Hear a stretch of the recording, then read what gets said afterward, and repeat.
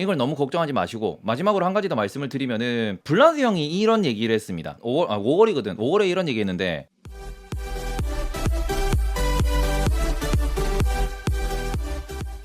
네이버보다 재미있는 테이버. 블라드 형이 무슨 얘기를 했냐 그러면 어디 뭐 연설하다 얘기했는데, 우리는 이미 지난 11월부터 긴축이 진행되고 있다라는 되게 의미심장한 얘기를 하게 됐습니다. 요건 너무 어려워서 말씀을 안 드렸는데, 이 뭐냐 그러면은 지난 11월에 무슨 일이 있었냐, 요걸 한번 기억을 한번 해보세요. 실제로 지난 11월에 10년물 국채금리를 보시면은 작년 11월부터 떴죠. 이때부터 11월 12월부터 무슨 소리냐, 미국의 장기 채권들이, 그리고는 미국의 단기 채권도 언제부터 6개월 전부터 떴다라는 거예요. 이게 무슨 소리냐, 미국은 기준금리를 올리지 않았습니다. 지금 미국의 기준금리는 0.75예요 그런데 블라드 형이 말하는 거는 이거거든. 우리가 앞으로 긴축을 세게 할 거야 라는 말을 하자마자 요렇게 올라오던 채권금리가 어떻게 됐냐, 떴죠. 이게 영향을 어디 미치는데, 이게 시장금리에 영향을 미친다라는 거거든요. 이거는 어떻게 보면은 이거는 좀 어려운 내용이긴 한데, 실제로 우리가 소비자가 혹은 기업이 은행한테 가가지고 대출을 받아요. 그럼 우리는 여기서부터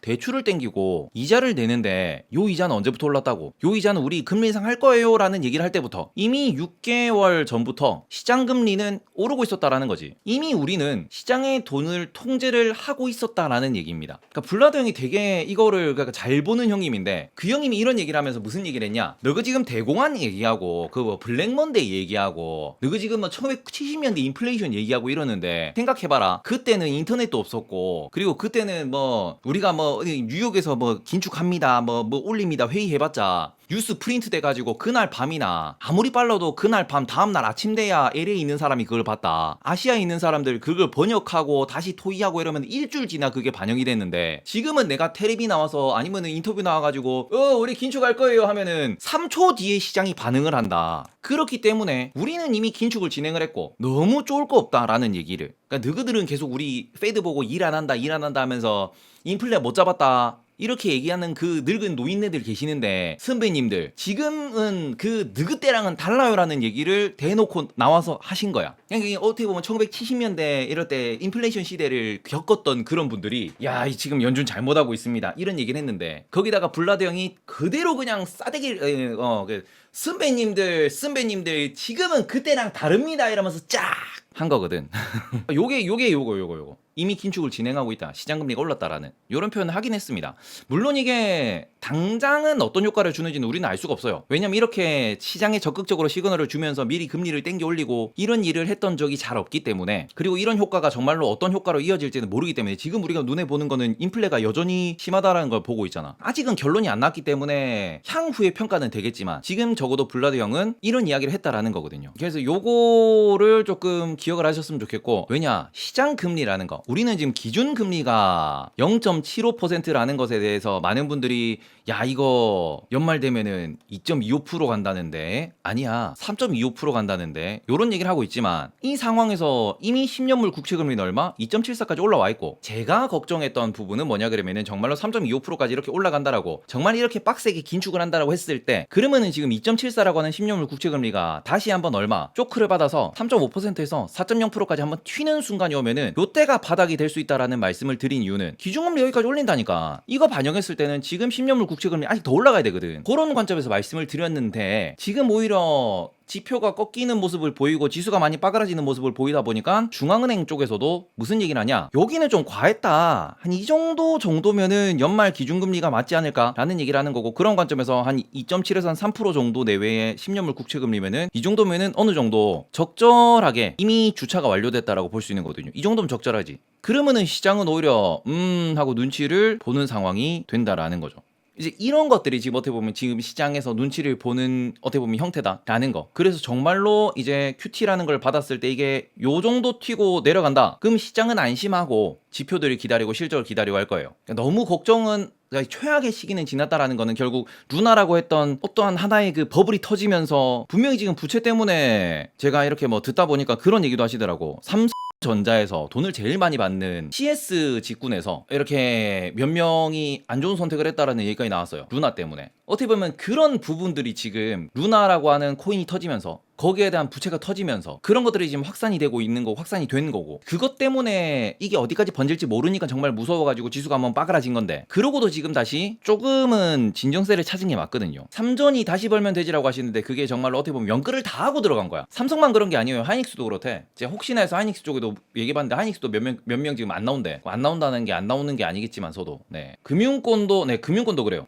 금융권도 그렇고 뭐 사모펀드 쪽도 그렇고 그 다음에는 뭐 유튜버분들은 뭐 많이들 아시겠지만 뭐 그 말고 자산가 분들 중에서도 진짜 몇백 장 날리신 분도 나왔다고 하니까. 그리고는 이거는 정말 웃긴 얘기인데 이거 그냥 돈은 썰이에요. 이거는 정말 그냥 썰이라서 이거는 그냥 어디 가서 그럴 수도 있다더라 그런 얘기가 있다더라 정도만 얘기를 그냥 하시면 될 것 같은데 정말 썰이거든. 저 그 어떤 코인인지는 모르는데 그 미래에셋 이번에 코로나 이 장에서 그 코인으로 많이 그 정말 큰 거 한 장 해먹었다는 얘기가 돌고는 있어요 지금. 그러니까 그 말고 더 큰 거 한 장. 그런 얘기가 돌고는 있어. 아니 경은 아니지. 그게 뭐 비트인지 이던지 뭐 그 뭐냐 그 도지인지 뭔지는 모르는데 그 한 장 썰이 돌고는 있어요 지금. 루나 터지기 전이었었어. 근데 뭐 어쨌든 네 지금 일단 루나가 터지면서 뭔가 사람들이 리스크라고 생각했던 것들 어디서 하나 문제가 터질 것 같은데 라고 생각했던 것들에 대해 가지고 어느 정도 정리는 된 상황이고 그런 상황에서 그게 터지면서 더 사람들이 경각심을 갖고 있는 것도 있고 그러면서 버블이라고 생각했던 버블이라고 흥청망청했던 부분들이 좀 많이 터졌어요. 그러니까 그게 터지다 보니까 지금 오히려 금리 인상에 대한 좀 상단도 많이 좀 막혔다라고 지난 2주 사이에 많이 막혔다라고 보시는 게 맞을 것 같아요. 한 달 전에는 그 얘기했죠. 3.25%냐 뭐 자이언트 스텝이냐 뭐 0.5%씩 연말까지 올리는 거 아니냐 이런 얘기를 했었는데 그런 가이던스가 이렇게 떨어졌다라는 것 자체가 조금은 자산시장이 이제는 그래서 인플레가 혹은 전쟁이 혹은 지금 올라가고 있는 원자재 가격이 언제 해결되는데 라는 것에 의문을 갖고 지켜보고 있다. 그러니까 숫자를 기다리고 있다라고 보시는 게 맞을 것 같아요. 그래서 뭐 이거는 버블이 끝났다라고 말씀을 드리는 건 아닙니다.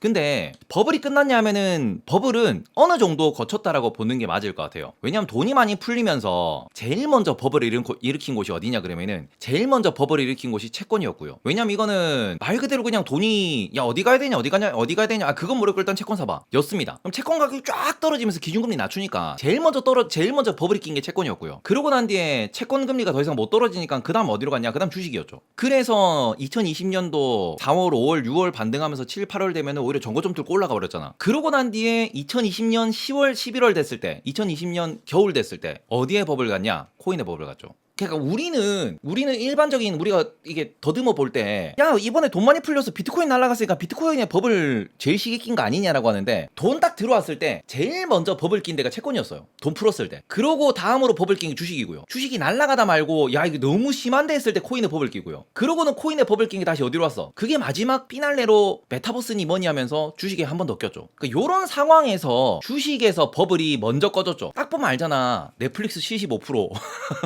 저 뭐 쿠팡 80% 땅. 그러니까 요때 주식은 기존 주식에 버블이 꼈다라고 하면은 우량주에 버블이 꼈다라고 할 때 2021년도 버블은 IPO 그리고는 부실한 애들 테마형 기업에다가 버블이 꼈습니다. NFT지 그치? 그러면서 얘네들이 뭐 했습니까? 얘네들 먼저 부러졌잖아 지금. 얘네들이 가장 먼저 부러지면서 마이너스 대충 한 70%씩 났어요 지금. 이렇게 부러지고 난 뒤에 그 다음에 누가 부러졌냐? 우량주가 부러졌지. 애플 봐봐요. 애플 5월달에만 지금 빠진 거 보시면 대충 한 15% 빠졌어요. 반등 족수가 마이너스 10% 정도 될 것 같은데 지금 우량주라고 할 수 있는 뭐 지금 뭐 테슬라 같은 애들 30%씩 40%씩 빠져 있잖아. 얘네들이 빠진 거야. 그 과정에서 누가 터졌냐? 코인 중에서도 스테이블 코인, 특히 루나가 터졌죠. 그런 비트코인이 반토막 나 있잖아, 애들 지금. 그리고 채권도 보시면은 채권 시장도 나름 한 이 정도 났어요, 지금. 버블이 끝난 거는 아니라고 볼 수 있겠지만 왜냐면 여전히 그 원데이 하루짜리 채권에는 돈이 막 2,000조씩 뭐 1,500조씩 들어가니까 아직까지 돈이 많은 건 맞아요. 근데 상당히 자정자격을 많이 거친 건 맞고 여기서 논외로 이거는 조금 뭔가 우리가 데이터나 수치화로 보긴 어려우니까 요거는 조금 애매한데 채권에 버블이 끼면서 어디 버블이 꼈냐? 부동산에 버블이 꼈고요. 이거는 여전히 우리는 ING 중이지. 여기를 두려워하는 분들이 많이 계시는 것도 맞긴 해요. 중국도 그렇고 미국도 그렇고 한국도 그렇고 부동산 지금 봐봐. 전부 다 연끌해가지고 집 산 사람들 금리 올라간다 그러니까 하루가 멀다 하고 뉴스가 나오는 게 뭔 뉴스가 나오는데 오늘도 헤드라인에 떴더만 그 얼마?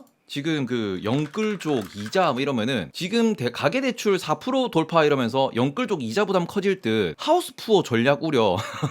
집 못 팔고 이사도 못 갈 판 한 달 원리금 얼마? 300만 원이다. 이게 문제가 되는 거거든 지금. 그러니까 진짜 어떻게 보면은 아직까지 버블이 안 터진 곳은 부동산이에요. 다들 지금 마이너스가 고점 대비 최소한 10%, 마이너스 반토막, 심하면 마이너스 70%씩 났는데 아직까지도 버블이 껴있는 곳은 부동산이긴 해. 근데 어쨌든 그거는 우리가 어쩔 수가 없는 게 지금 가장 문제가 이거였잖아요. 문제가 터지면서 저금리, 유동성 공급, 그러면서 채권에 버블이 들어온 거고요. 저금리니까 부동산에 버블이 낀 거거든. 그러니까 이게 걱정이긴 합니다. 우리나라도 지금 제일 걱정인 게 가계부채라 그러죠. 주택담보대출에 영끌에다가 뭐 담보대출에 신용대출 이빠이 땡겨가지고 이자 생각 안 하고 땅 집을 지르고 나니까, 그러니까 저금리일 때 100만 원 이자가 이거는 기준이 대충 대출이자 2%대라고 치면은 올라가잖아. 5%만 돼도 이자만 250이야. 원금 안 갚냐? 원금 100만 원씩만 갚아도 350이 이자잖아. 원리금이잖아. 어쨌든 저도 지금 주위 분들한테 한 2년만 버텨봐라. 지금은 당장 강남에 한강뷰 아파트를 살 게 아니면은 지금 사면은 손해다 라는 말씀을 드려요. 그러니까 말 그대로 어떻게 보면은 지금 정말 가치가 있고 정말 뭔가 돈 있는 사람들도 살고 싶어하는 동네는 안 빠집니다. 현금 부자가 살고 싶어하는 동네는 절대 안 빠져요. 근데 애매한 데는 다 빠질 거야. 그래서 애매한 곳은 그러니까 말 그대로 우리가 뭐 그냥 신도시라든지 아니면은 정말 뭐 오션뷰, 뭐 리버뷰 이런 거, 아니면 정말 학군 좋고 정말 그 도시의 한 가운데가 아닌 이상에는 빠질 거예요. 동탄 산다고 하시는데 동탄은 빠질 거예요. 동탄, 오산 이런 데 다 빠질 거고 애매한 데는 다 빠집니다. 김포 이런 데도 빠질 거예요. 그나마 안 빠진다라고 생각을 하는 데가 지금 한강 남북 쪽이고, 그다음에 뭐 송도, 신도시, 세종도 지금 빠지고 있는데 뭐 제주도 이런 데는 안 빠질 수 있겠죠. 여전히 거기는 수요가 있으니까. 그다음에 해운대 이런 데도 안 빠질 수는 있을 텐데 많이 빠질 거예요. 그래서 그런 거를 좀 보시면은 지금 확실히 요 동네가 걱정이 되는 겁니다. 그러니까 여기 빠지면은 버블이 끝날 거고, 아직 버블이 끝난 건 아니지만 그렇다고 여기서 자산이 더 폭락을 할 거냐? 그건 노노. 그러니까 부동산이 요런 식으로 가버리면은 이게 정말 악순환이긴 한데 이러면은 소비 둔화가 오거든. 그러면 이게 뭐냐? 이게 경기 침체잖아. 경기 둔화잖아. 아니 전부 다 모든 내가 번 돈을 이 이자랑 원금 갚는 데 써야 돼. 그 외식을, 여행을 못 하거든. 그래서 그런 거 보시면 이게 소비 둔화가 좀 걱정되긴 해요. 그러니까 이런 것들이 걱정이 되고 있다 보니까 오히려 금리 많이 못 올린다라는 얘기, 기준금리 많이 못 올린다는 얘기도 나오는 걸 수도 있어요. 그러니까 내년 경기 침체를 보는 분들도 이거 맞아, 이것 때문이지. 아직도 원자재 높고 금리는 더 올리는데 커티까지 실제로 체감하면 외절로 주식 급락 가능성도 있을까요? 아니요. 제가 방금 말씀드린 게 종합해 보면은 이거예요. 지금 우리가 볼 때는 야 이것도 빠졌대, 저것도 빠졌대, 지금 뭐 유동성 안 되는데 경기 침체 온대, 많은 이야기들이 나오지만 그래서 주식이 급락이 나오냐 했을 때는 주식 급락의 조건은 이겁니다. 첫 번째, 구조 조정이 대규모로 발생을 해야 되고요. 두 번째, 임금 체불이 대규모로 발생해야 되고요. 그리고는 구조 조정 임금 체불로도 못 버티면은 그러면 뭐 줄도산이라는 얘기가 나와야 됩니다. 그래야 폭락이 와요. IMF 때 우리 뭐였습니까? 줄도산이었죠. 우리 2008년 리만 브라더스 때 뭐였습니까? 줄도산이었지. 그 미국 금융권 다 넘어간다 그랬잖아. 지금 우리 코로나 때도 이 얘기했죠. 코로나 때 무슨 일이 발생할 뻔했냐? 셧다운 때문에 줄도산 혹은 구조조정이 있을 수 있다라고 이야기를 했죠. 코로나 때. 아니 뭐 지금 당장 미국만 하더라도 미국은 주급으로 줘버리는데, 아니 뭐 2달 동안, 한 달 동안 셧다운 한다 그러면 한 달 잘라야지. 다 실업자거든. 그러니까 말 그대로 주식이 급락하는 그런 장은 불확실성이 너무 높아지면서 뭐 실업자가 증가하게 된다, 요런 공포가 몰려오면은 주식이 급락이 와요. 실업자가 증가하면은 뭐가 문제가 되냐 그러면은 임금이 확 줄어요. 웨이지가 줄어든다라고 하면은 뭐예요? 이게 소비가 확 죽을 거야. 여기서 가장 이제 그 문제가 되는 건 소비가 줄어들면 줄도산이지. 그러면 실업자 늘어나지. 경제 망가지지. 이럴 때 정부가 개입해가지고 야야야야 아니야 내가 돈 줄게. 야, 거기 유럽에서 했던 거. 그 우리 고용 유지 지원금 이런 얘기하는 거거든요. 그러면은 실업자가 증가하면 주식하러 오는 거 아니냐? 실업자가 증가해도 주식을 못 하지. 왜? 시드가 없는데 시드 리필이 안 되는데 계속 빠지는데. 그리고는 정부가 돈 찍어가지고 사람들 자르지 말라고 지원금 주면은 그럼 그 돈 가지고 주식하는 거지. 그래서 어떻게 보면은 지금 주식 이번에 코로나 때도 급락하자마자 2달 만에 돌렸죠. 주식 급락을 언제 오느냐? 실업자가 늘어날 때입니다. 지금 미국 시장 곰곰이 생각해봐요. 지금 미국 고용률 어떤데? 얼마?